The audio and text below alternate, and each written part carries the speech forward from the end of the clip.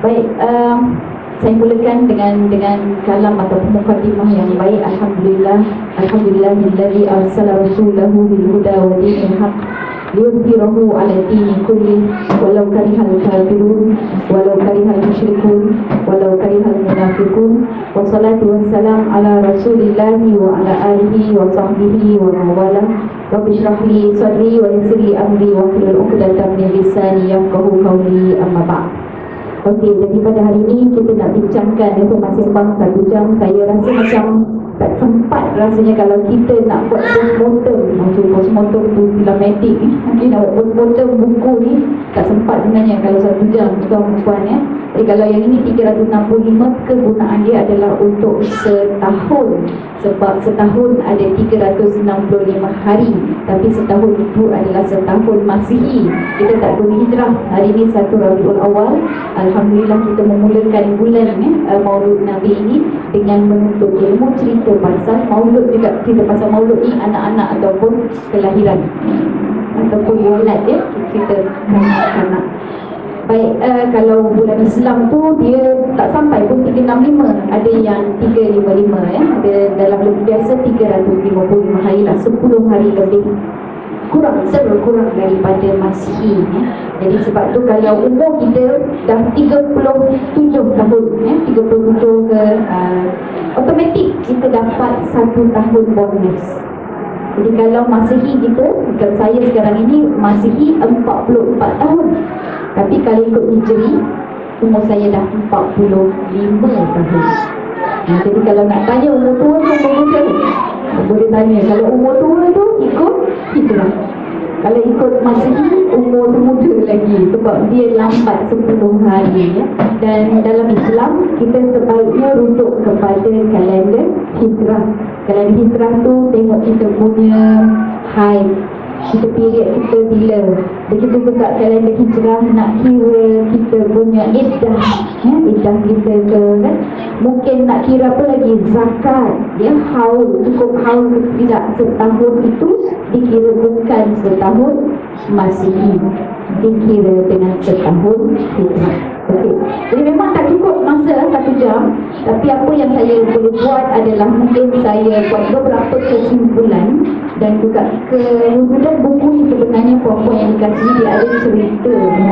Ada cerita. So kita cerita sikit lah macam mana buku ini dia boleh tampil ya.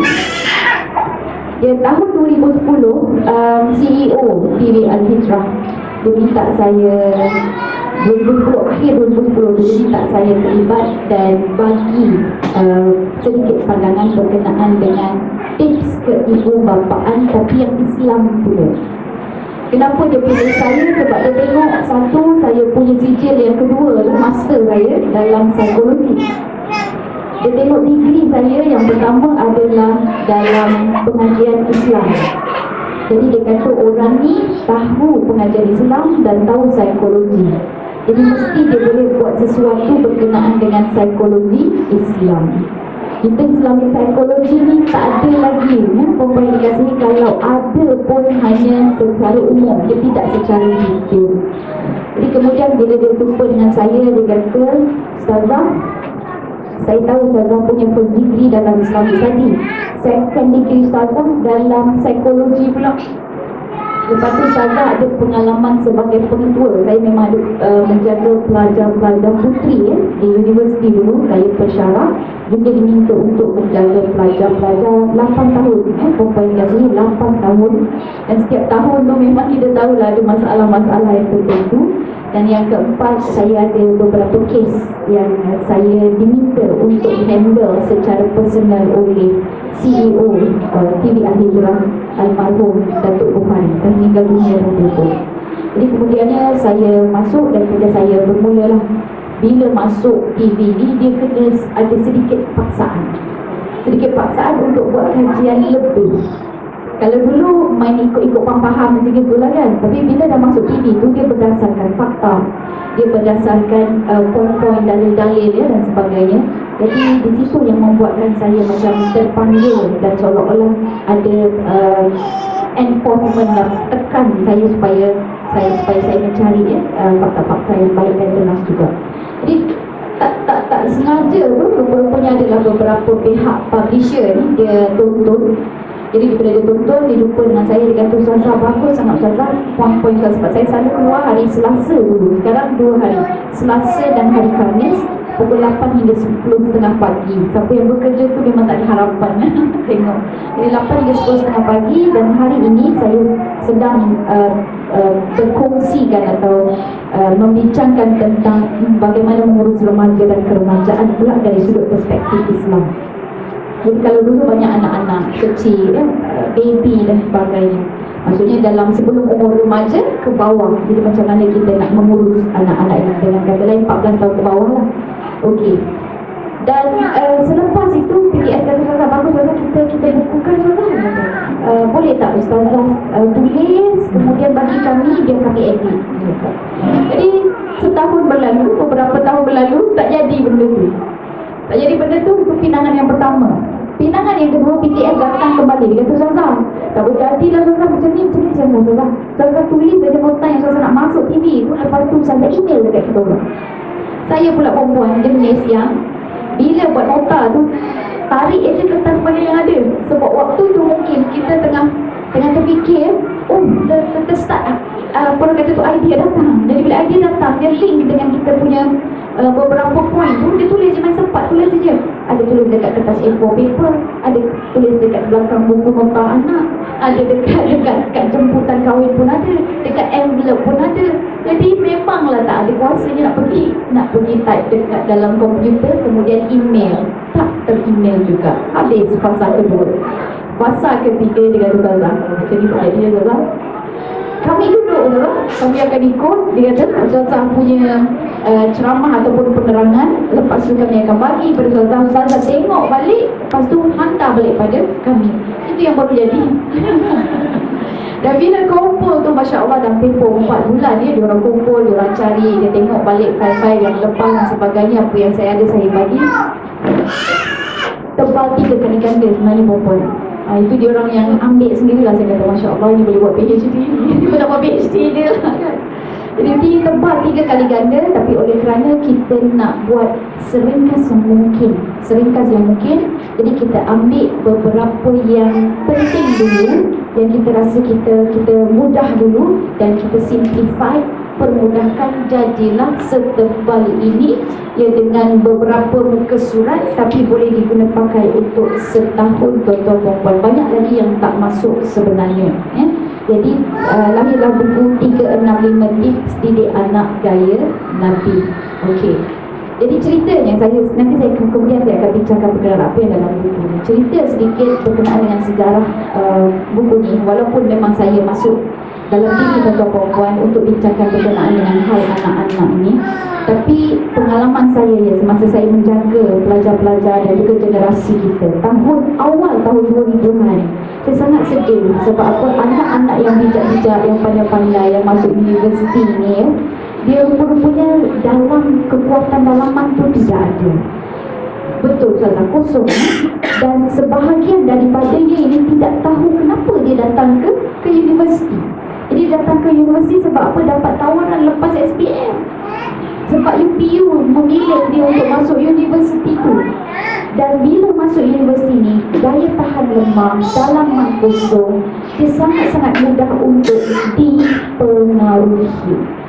Sehingga kan pada waktu itu, statistik yang saya dapat tahun awal 2000-an, statistik yang saya dapat untuk kes zina saja, anak-anak ini terlibat dan terjebak, ya, bagi jumlah 3,000 orang pelajar perempuan, 1 orang wajib berzina setiap minggu. Wajib perzinaan berlaku setiap minggu, 1 orang. Sama ada kes itu kes baru atau kes berulang. Waktu tu kami sangat takut perempuan. Dan kami, maksud saya dan juga beberapa orang pengetua. Sebab saya jaga 1,000 orang pelajar je. Jadi yang lain tu jaga 1,000. Jadi kami 3 prinsipal, 3 pengetua ni, bila combine, tanya, okay, berapa kes dekat college, berapa kes dekat college, madam, berapa umur madam, semua kumpul ni, bahagi, ya Allah. Jadi 1 minggu 1. Dan itu yang kita dapat tangkap. Yang tak dapat tangkap tahun lepas, tahun ni sebelum puasa. Kalau tahun lepas tu, tahun lepas hijrah masa bulan puasa tahun lepas hijrah kita, sebelum puasa saya pergi ke Sarawak.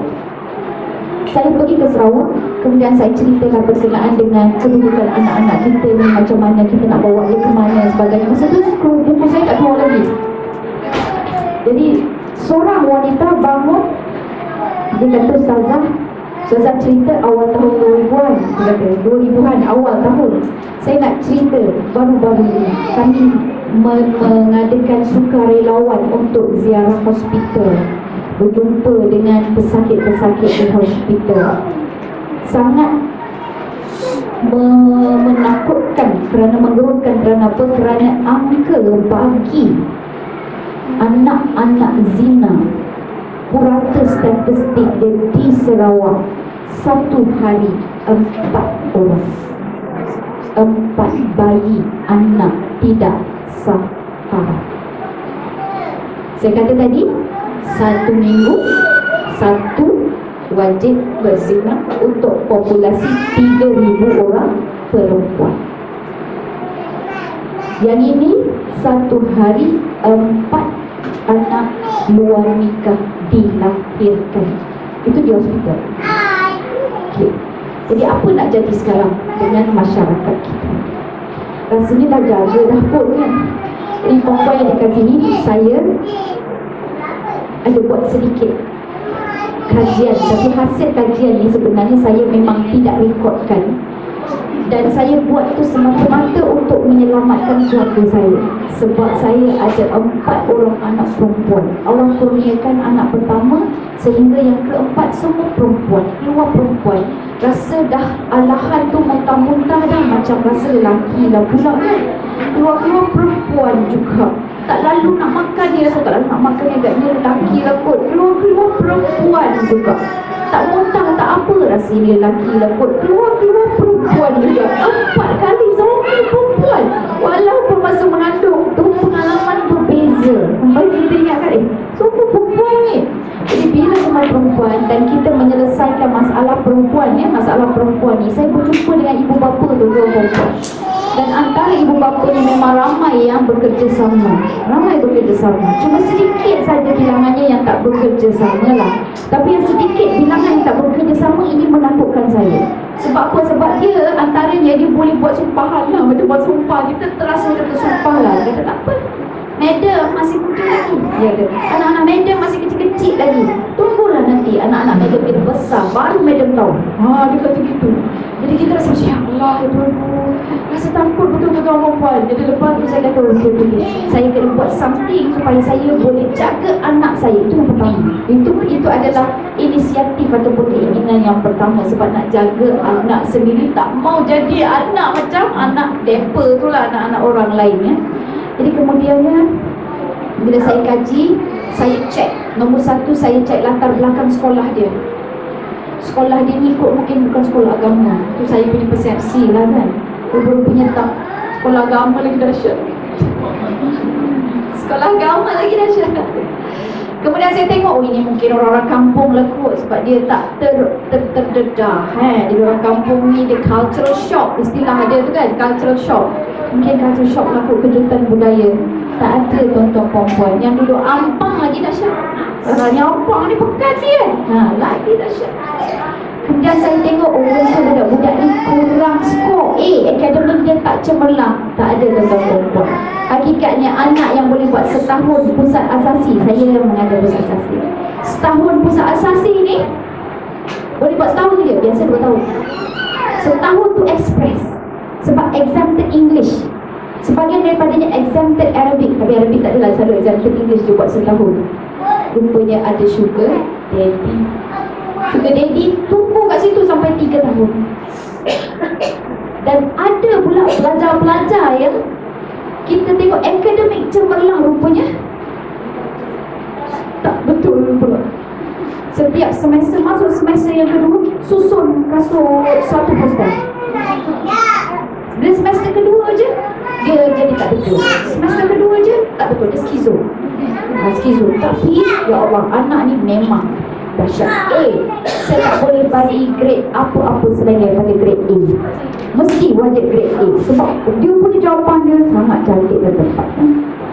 Dan saya bila macam tu saya tengok lagi, ini mungkin anak-anak ini adalah anak-anak yang terbiar, adik-beradik ramai, kan? Tak ada anak tunggal pun terlibat. Anak tunggal pun terlibat juga. Yang maksudnya tak ada mak bapak ada, yang tunggal pun ada, yang adik-beradik ramai pun ada. Betul-betul. Tapi saya kata apa yang buat dia sama? Saya nak cari common traits, common character, common criteria among all of them yang saya boleh buat kesimpulan. Selain daripada saya tengok dia punya file dan data, saya interview.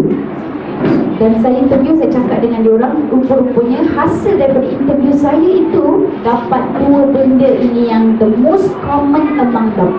Anak-anak kita yang terlibat dengan gejala sosial, dengan masalah-masalah masyarakat ni bukan perempuan, termasuklah berzina, tipu dalam exam, mencuri, bergaduh, keluar daripada asrama tak minta izin, buka tudung bila di luar, walaupun daripada sekolah agama, dia kekurangan dua benda ini. Yang saya perhatikan lah, saya tengok apa yang sama kalangan mereka ya. Sebab kita ni buat sekali lalu lah, tidaklah secara detail. Kita pun tak pakai alat-alat statistik kan, alat-alat kajian. Jadi kita cuma observation saja. Saya dapati nombor satu, anak-anak kita tidak ada matlamat. Kalaupun ada matlamat hidup itu tak sampai pada Allah Subhanahu Wa Taala. Sedangkan kita ajar dia dah supaya baca dalam solat, inna solati wa nusuki wa mahyaya wa mamati lillahi rabbil alamin. Tapi bacaan itu hanya di mulut saja. Dia tidak faham, tidak hayati dan dia tidak amalkan. Dia tak tahu kenapa dia ambil ekonomi. Biasanya saya akan tanya pada dia, awak ni buat perangai macam ni, kenapa lah masuk universiti ni? Masuk universiti ni boleh dalam 6,000 orang pelajar ke? Yang ambil SPM tu ratus ribu. Awak terpilih masuk sini tu untung sangat dah, saya kata. Ramai lagi yang lain tak masuk sini. Kenapa awak masuk sini? Apa jawapan dia? Kadang-kadang bukan saya nak masuk sini, mak saya yang dulu. Nampak? Dia tak boleh. Pada saya itu dia tak faham matlamat dia dengan matlamat mak dia. Dia tak boleh selarikan matlamat mak dia, tujuan mak dia dengan dia, dan sama-sama selarikan kerana Allah Subhanahu Wa Taala. Dia tak boleh, tak mampu. Ada pula sebahagiannya, saya kata awak ni kan sepatutnya tahu mengurus, ambil kursus Economics and Management. Ini biasa kita provok soalan-soalan kan. Ambil Economics and Management. Maksud Economics and Management, ekonomi dan pengurusan. Pandai mengurus diri, pandai mengurus beasiswa scholarship habis, dapat sekejap habis. Saya kata pengurusan kewangan patut awak pandai tangani. Ambil Economics and Management tapi tak belajar betul-betul awak buat perangai macam ni. Kenapa awak buat perangai macam ni? Dia jawab apa? Alah madam, sebenarnya saya tak minat pun nak masuk Economics and Management. Saya nak masuk universiti. Ada nampak tak? Jadi benda itu menjadi sebab kepada dia tidak fokus pada pelajaran ataupun hidup dia, sehingga dia terfokus pada benda lain. Terlajak fokus pun. Kalau terlajak lari lah, dia terlajak fokus pada benda lain. Jadi nombor satu, anak-anak ini tidak jelas matlamat. Sama juga daripada kecil-kecil kita sekarang hantar anak-anak kita kan pergi sekolah. Kenapa dia nak pergi sekolah? Dia akan cakap kawan-kawan pergi sekolah. Kita kejutkan anak-anak pun bangun pagi, cepat pergi sekolah. Jadi anak-anak tu subconsciously, jiwa dia akan bangun nak pergi sekolah. Tapi bila cuti sekolah, apa jadi? Bangun ke tak? Tak ada. Sedangkan dia patut bangun tak? Patut bangun juga. Kerana apa? Subuh. Okey, bila saya sebut subuh ni tuan-tuan perempuan, ramai di kalangan anak-anak kita tidak solat. Ramai di kalangan anak-anak kita tidak solat. Itu yang kedua. Yang pertama tadi, common values dia tak tahu matlamat. Yang kedua, tidak solat walau dari sekolah agama, walaupun pandai baca bacaan jelas bacaan. Okey, saya bagi contoh. Ni kalau anak-anak yang tidak sekolah agama, kita senang sikit untuk perempuan. Saya kata solat tak? Ni tanya tu, solat tak ni? Solat? Berapa kali sehari? 5 kali sehari ke 5 hari sekali? Oh, itu 5 kali sehari. Subuh solat? Solat. Baca doa aku tak? Apa? Saya kata, dia nak suruh awak solat subuh sekarang ni, baru teringat bacaan dia mungkin gugup kot kan? Okey, saya tolong. Allahumma hdini fiman. Betul? Mesti tak solat subuh kan? Solat subuh dia tak ada solat lain. Solat dia baru yang sekolah agama perempuan. Solat subuh tak? Solat lah macam baca doa aku tak sikit. Kita tahu lah budak sekolah agama mesti hafalnya kan. Saya ikut mazhab yang tak baca doa kunut. Itu saya kata budak sekolah agama lagi pandai kelintong kadang-kadang menurut. Aduh. Jadi saya kata Masya Allah. Tapi kita dah check lah kan, kita track. Rupa-rupanya memang ada sebahagian anak-anak kita ini, kita tahulah dia tidak solat. Dan anak saya, bukan saya nak cakap apa yang saya alami ya. Anak saya ni sekarang yang nombor 2 baru lepas SPM, dia cakap dengan saya, I want to go to Langkawi for a trip, camp. Dia kata ada camp, bayar RM35 aja. Pergi dekat kawasan area Puchong sana, bayar RM35 aja. Saya kata RM35 aja. Ni sekolah punya ke apa ke? Orang punya PTN punya. Okey, PTN alright lah saya kata. Baik, you go. Tapi saya nasihatkan dia supaya selalu ingat solat lah kan. Kawan cari kawan-kawan yang baik. Kita bagi panduan dan bimbingan lah, sebab dia dah ada dengan kawan-kawan kan. Jadi mula-mula dia nak pergi, kawan-kawan dia tak sampai lagi. Umi, dia kata, aduh mak, macam mana ni Umi, kawan tak sampai lagi. Saya kata, make friends, pergi. Dia malu.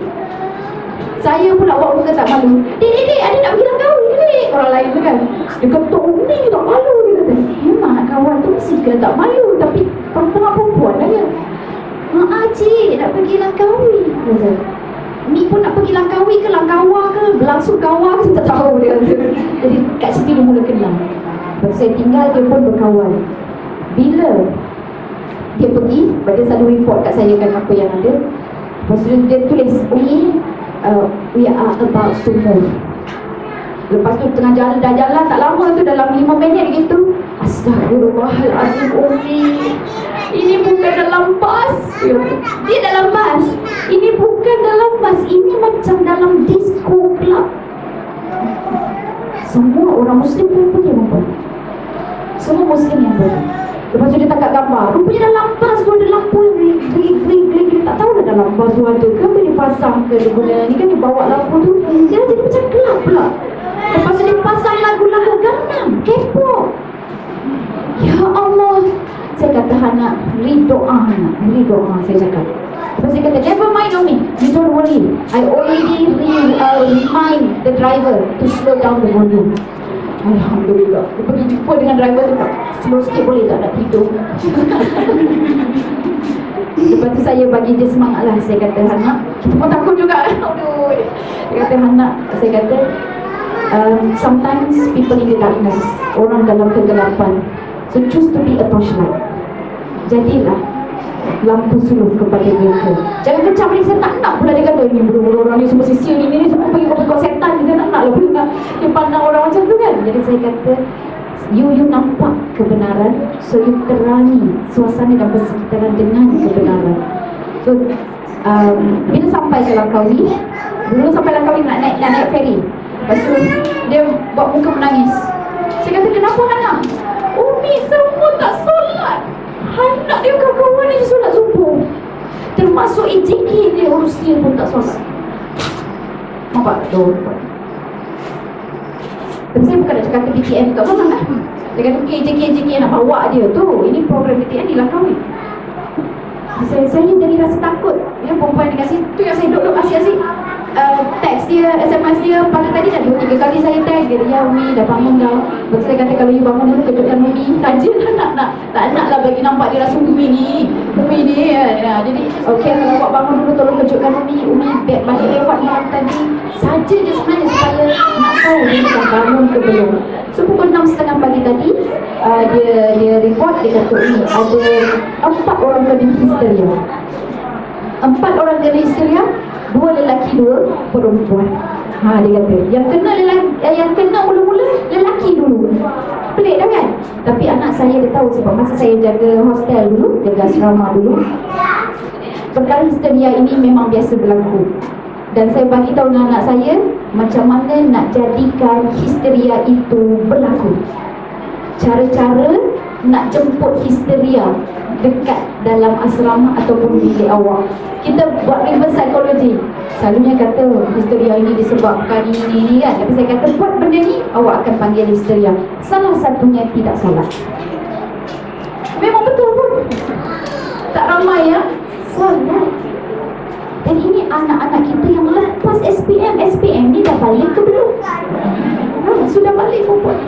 Jadi sebab itu bila saya tengok kemulut-kemulut yang begini ya, kemulut-kemulut begini, termasuk kemulut yang malam tadi baru saya baca berita, sangat menyedihkan hati. Ini pasal remaja kita. Ini yang mak bapak remaja ni, yang kita panggil generasi Y. Generasi Y yang lahir dalam akhir 60-an ya, kepada 70-an. Kita ni termasuklah ke generasi Y, perempuan di sini. Generasi X. Generasi X. Yang kita generasi X ni, apabila kita berhadapan dengan gadget ataupun smartphone, kita lebih addicted daripada generasi Y dan generasi Z. Contoh, apa yang saya dapati, seorang ibu, dia suri rumah, suami dia pekebun, tanam nanas. Tak tahu lah tuan-tuan perempuan dah baca belum ni berita ni. Tanam nanas, tanam buah pisang dan sebagainya, pekebun. Jadi isteri duduk rumah jaga 2 orang anak, sempat berFacebook, bermedia sosial, berWhatsApp. Satu hari anak dia tinggal, dia dapat kembar 2, laki dan perempuan. Yang anak dia laki tidur dalam buaian, yang anak perempuan ni dia jalan-jalan duduk dalam rumah lah, sebab rumah dia dekat kebun ni, dekat dengan kira macam kat kawasan hutan sikit lah kot, perkampungan. Jadi anak dia ni jalan-jalan dalam rumah, dia pagi tak pakaikan proper attire lagi lah, tak proper lagi pakaian dia, tak ada diaper pun, bogil je, umur 2 tahun. Bogil je duduk dalam rumah, jalan-jalan sini. Mak ni sibuk mandi, lepas mandi pergi naik bilik dekat atas, singgah dengan smartphone, dengan smartphone ke dengan komputer ke apa ke, pergi main Facebook, bermedia sosial. Sering kali dia dengar anak dia menangis sebelum ni, dia biarkan saja. Dan hari itu dia mula-mula nangis, dia biarkan dia juga. Tapi nangis dah lain macam, dia lari turun. Rupa-rupanya sedang dikerjakan dan dirugul oleh monyet. Ada baca ya? Belakang ni perempuan luka, kena kesan cakap oleh monyet. Dan bila bawa jumpa dengan doktor kata dalam kemaluan tu dia ada kesan tusukkan, tapi minta dimonitor sebab takut ada kuman sebab spesies lain. Ini kerana apa? Kerana kita terlalu khayal ya, dengan gadget, dengan alat-alat yang beginilah tuan-tuan. So saya mencari sebenarnya apakah solution. Saya belajar psikologi tuan-tuan perempuan. Tapi bila saya belajar psikologi, saya kata this is not what I want. Pening kepala, belajar formula, teori-teori yang kita kena hafal, Sigmund Freud lah, lepas tu apa, Erik Erikson lah, apa Sigmund Freud lagi, apa dia punya ni, Abraham Maslow lah. Semua kita hafal ni sebab bila exam nanti kita kena keluarkan balik. Tapi oleh kerana mungkin ya, kita faham bahawa ini adalah teori manusia dan kita ni orang Muslim, Islam dia menyediakan lagi cara penyelesaian lebih baik. Jadi bila saya belajar psikologi, lagi saya rindu Islam, lagi saya rindu suasana dan juga perbincangan Islam tuan-tuan. Dan akhirnya saya baca satu hadis, yang hadis ini memang saya dah baca masa remaja dulu, tapi bila dah time tua-tua macam ni baru teringat balik. Masa saya baca hadis ni waktu remaja, saya ada persepsi lain. Hadis dia berbunyi, khairukum li ahlihi, sebaik-baik kamu adalah yang terbaik terhadap ahli keluargamu. Wa ana, dan aku, kata Nabi, wa ana, dan aku, khairukum, terbaik di kalangan kamu, li ahli, kepada ahli keluarga. Jadi aku yang terbaik di kalangan kamu terhadap ahli keluarga. Masa tu persepsi saya apa kata, Nabi ni tak nak bagi takabur, dia boleh pun. Itu prasangka saya, persepsi saya, kata dia ajar kita supaya jangan riak. Tapi Nabi sendiri riak.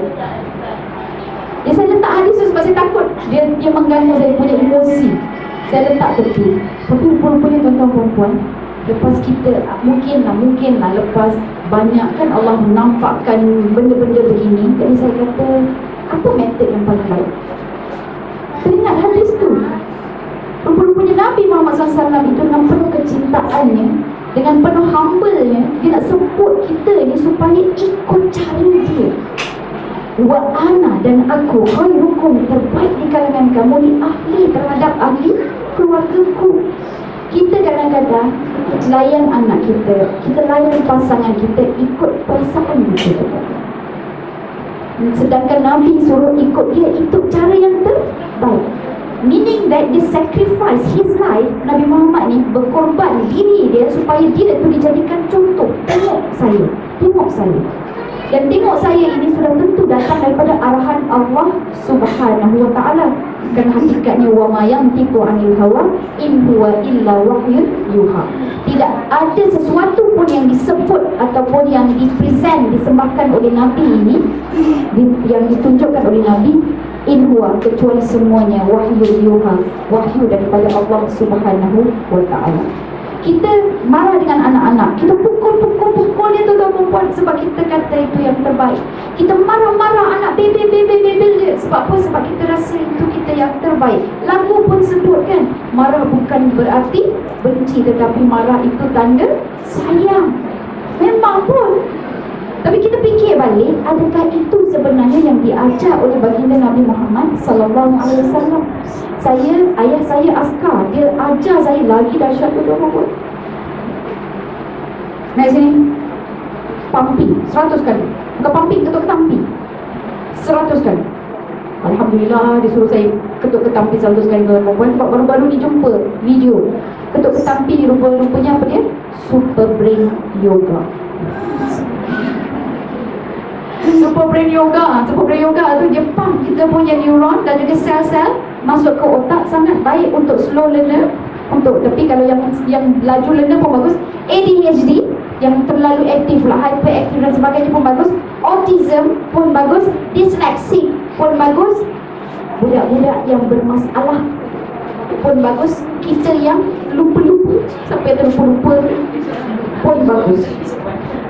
Dan saya dapat video tu sebab dia kajian di barat lah.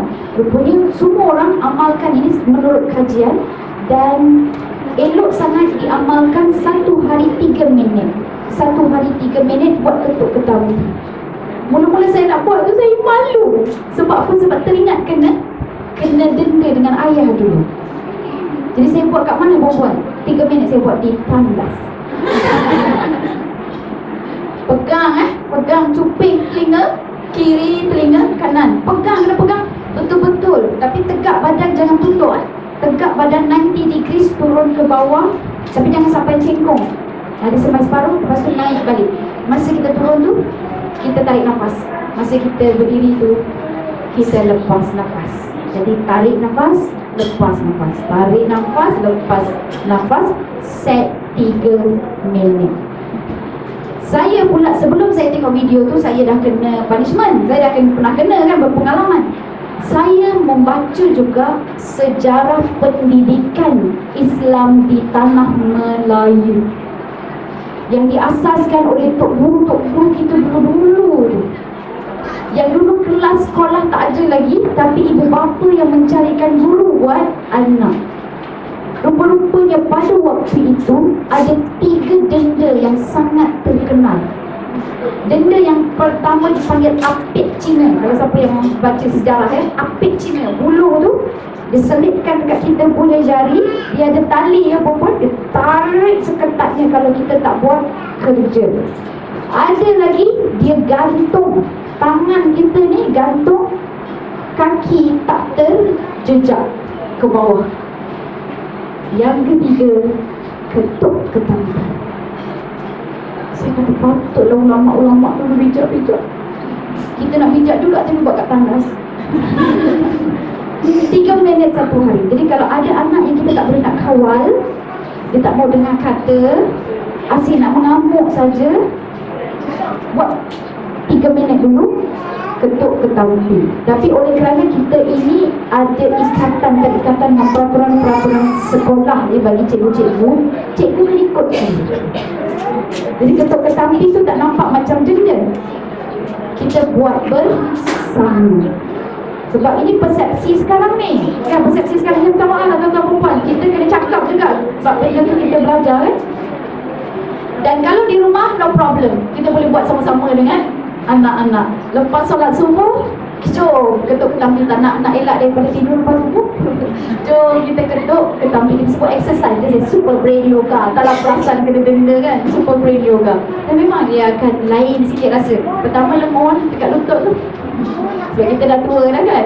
Kalau dulu tu okey lagi, budak-budak tak ada masalah 3 minit. Kita 3 minit tu pun memang bermasalah sebab kita nak balance dengan body kita dan sebagainya.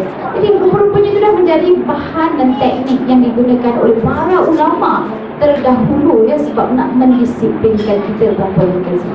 So jadi daripada situ saya lihat kita ini membesarkan generasi, cara kita melayan keluarga kita ikut perasaan, bukan ikut ilmu pun. Betul tak?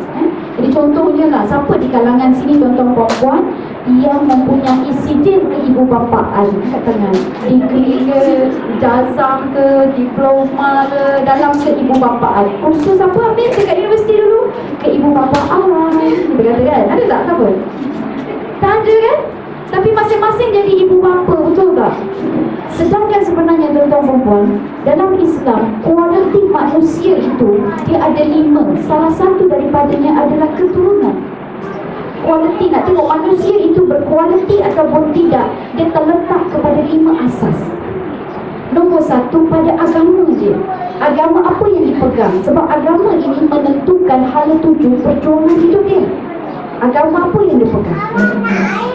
Kualiti yang kedua, asas dia adalah terletak pula pada